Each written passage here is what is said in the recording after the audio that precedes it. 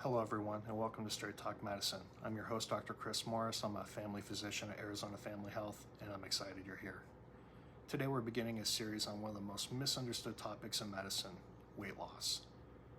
If you've ever struggled to lose weight, if you've ever lost weight only to gain it back, or if you've looked at someone else and wondered, why can they eat whatever they want while I seem to gain weight just looking at food, then this episode is for you. The truth is, weight gain is much more complicated than most people realize. For years, we've been told that it's simply a matter of eating less and exercising more. While calories certainly matter, they're only one piece of a much larger picture. Today, I want to show you what actually happens inside your body every time you eat. We're going to talk about digestion, hormones, your brain, and why understanding your biology is the first step towards successful weight loss. As you can see in this first illustration, weight regulation isn't controlled by just one organ. Your digestion system, your pancreas, your fat cells, your intestines, and your brain are all constantly communicating with one another. Every meal you eat starts a conversation between these organs, and that conversation determines whether you feel hungry, whether you feel full, how much energy you burn, and how much energy gets stored for later. Let's start at the very beginning. Every bite of food you eat begins a remarkable process. Digestion actually starts in your mouth, where chewing breaks food into smaller pieces and enzymes in your saliva begin breaking down carbohydrates. That food then travels down your esophagus into your stomach, where it's mixed with acid and digestive enzymes before slowly moving into the small intestine. The small intestine is where most of the magic happens. This is where nutrients are absorbed into your bloodstream and delivered throughout your entire body. As you can see here, every food we eat is made up primarily of 3 macronutrients: carbohydrates, proteins, and fats. Carbohydrates are broken down into glucose, which serves as your body's preferred source of quick energy. Your brain, muscles, and many of your organs rely heavily on glucose to function.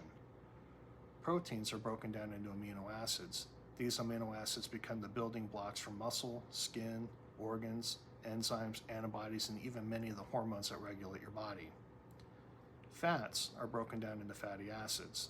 Fats provide long-lasting energy, support hormone production, help absorb important vitamins, and is essential for healthy brain function. Despite what social media sometimes tell us, none of these nutrients are inherently bad. Your body was designed to use all 3. The goal isn't elimination, it's balance. Now that these nutrients have entered your bloodstream, your hormones begin directing where they go. One of the most important hormones in this process is insulin.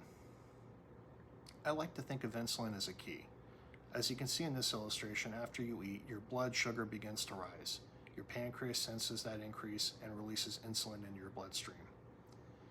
Insulin unlocks the doors of your body cells, allowing glucose to move from the bloodstream into those cells where it can be used as energy. Without insulin, glucose stays trapped in the bloodstream. That's one of the major problems we see in diabetes. Insulin often gets a bad reputation online, but the reality is that insulin is absolutely essential for life. It allows your body to use the energy you've just eaten. So what happens if you've eaten more energy than your body needs right now? Well, your body has a very organized storage system. First, glucose is stored in your liver as glycogen. Your muscles also store glycogen, creating an energy reserve that can be used during exercise. But those storage tanks are relatively small. Once they're full, your body stores the remaining energy inside fat cells. Many people hear that and immediately think storing fat is a bad thing. It's actually one of the greatest survival adaptations humans have ever developed. Imagine living thousands of years ago. Food wasn't available 24 hours a day like it is today. There were no grocery stores or refrigerators. Some days food was plentiful, while others was just very little to eat. Storing excess energy as fat allowed our ancestors to survive those periods of famine. The challenge today is that our biology hasn't changed, but our environment certainly has. Food is available almost everywhere, and many of those foods are highly processed and extremely calorie dense. Now, let's talk about something everyone experiences every single day, which is hunger. Have you ever wondered why your stomach seems to know exactly when lunchtime arrives? That's because of hormones. One of the primary hunger hormones is called ghrelin. As you can see here, ghrelin is produced mainly in the stomach. As your stomach empties, ghrelin levels rise, sending a message to your brain that it's time to eat. That's why your stomach may begin growling before lunch or dinner. It's not simply habit, it's biology. Fortunately, your body also has hormones that tell you when you've had enough to eat. As food enters your small intestine, hormones such as GLP-1, peptide YY, and cholecystokinin are released. These hormones slow stomach emptying and communicate directly with your brain, creating the sensation of fullness. Many of the newer weight loss medications such as semaglutide and tirzepatide work by enhancing these natural signals. They aren't creating a completely artificial process, they're amplifying a system that your body already has. Another incredibly important hormone is leptin. Unlike ghrelin, leptin isn't made by your stomach. It's produced by your fat cells. Think of leptin as your body's fuel gauge. The more energy your body stores as fat, the more leptin is released into your bloodstream. Its job is to tell your brain, we have plenty of stored energy. You don't need to keep eating. In a healthy system, this helps regulate body weight over the long term. But this is where things become much more complicated. As you can see in this comparison, many people with obesity develop something called leptin resistance. Even though their fat cells are producing large amounts of leptin, the brain becomes less responsive to that signal. It's very similar to insulin resistance that you would see in diabetes. The hormone is there, the message simply isn't being heard as effectively. As a result, the brain may continue driving hunger despite having more than enough stored energy. This is one of the reasons obesity is considered a chronic disease rather than simply a lack of willpower.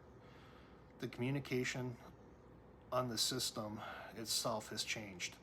Perhaps the most surprising part of all this is that your stomach doesn't actually decide when you're hungry. Your brain does. Specifically, a small area called the hypothalamus. As you can see in this illustration, the hypothalamus is constantly receiving information from your stomach, intestines, pancreas, and fat cells.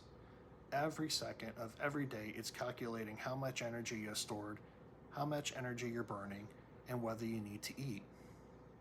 Whether you begin losing weight, your brain often interprets that as a threat. Remember, your brain evolved to protect you from starvation, not obesity. As body fat decreases, hunger hormones rise. Fullness hormones become less effective. Your metabolism slows. Your body becomes more efficient at conserving energy.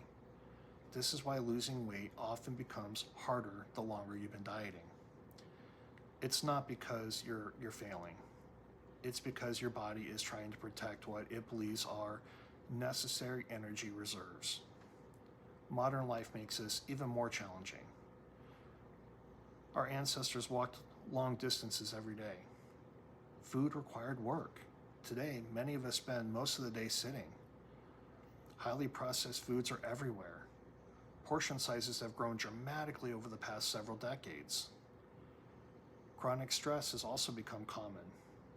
Many adults sleep far less than the recommended 7 to 9 hours each night. All these factors influence the hormones we've talked about today. Poor sleep can increase hunger hormones. Stress can increase cortisol, which in turn affects appetite and food cravings. Highly processed foods are often easier to overconsume because your body's fullness signals have time to catch up. Again, none of this means weight gain is inevitable. It simply means we're living in an environment that constantly challenges the systems that evolved to keep us alive. The good news is that biology is not destiny. Yes, genetics do matter. Hormones do matter. Your environment matters. But understanding how these systems work allow you to make decisions that work with your body instead of constantly fighting against it. nutrition, regular physical activity, quality sleep, stress management, and, when appropriate, medications can all improve the ways that these systems function.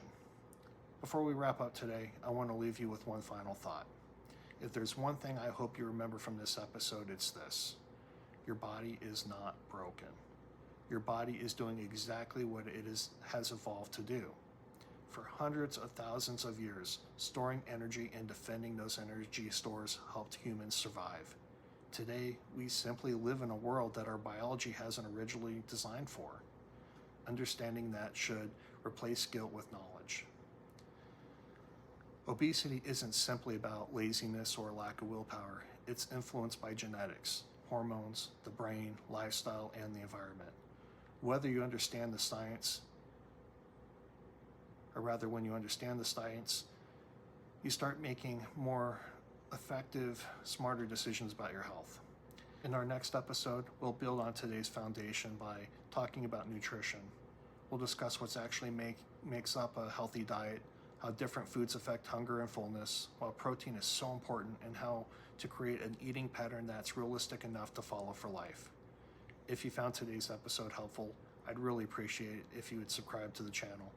Share this episode with someone who might benefit, and leave a comment with topics you'd like to see covered in the future.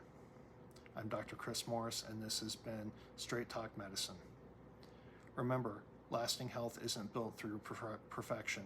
It's built through understanding your body and making small, consistent choices every day.